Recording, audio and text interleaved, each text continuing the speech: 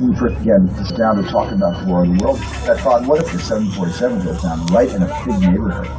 Because it's just something you don't see. You're doing good. You're doing good. Keep your eyes on me. That's right. Listen, I want you to close your eyes, okay? Got them closed? Slowly.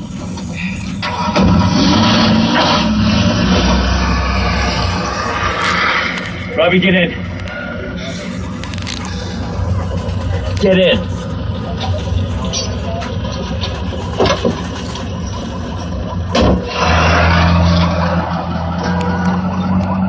As I mentioned, this is one of the largest physical sets ever constructed for a motion picture, but Steven Spielberg also used 500 special effects shots in the making of War of the Worlds, and that's more effect shots he's ever used in any of his previous movies.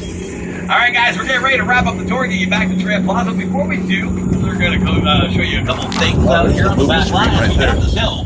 You'll notice on the right-hand side of the tram, we're passing by this log cabin. The cabin looks familiar to a lot of people because it's popped up in a lot of productions over the years.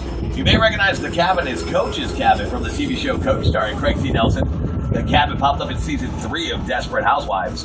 We blew the cabin up at the end of the movie Shooter, starring Mark Wahlberg, but the cabin is most fondly remembered from the 1980s comedy The Great Outdoors, starring the late, great John Candy. There's the cabin right there.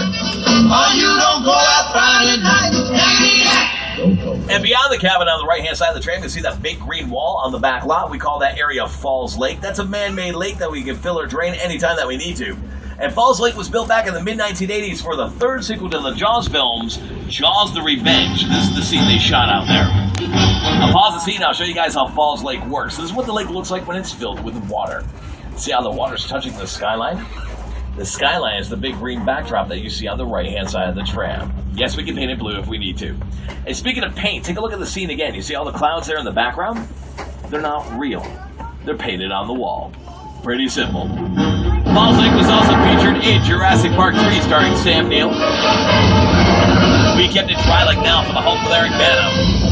Tom Hanks splashed down here in Apollo 13. Frankenstein rode off into the sunset here from Van Helsing. Jim Carrey walked on the water here from Bruce Almighty. And George Clooney almost drowned here with a cow from Oh Brother, Where Art Thou?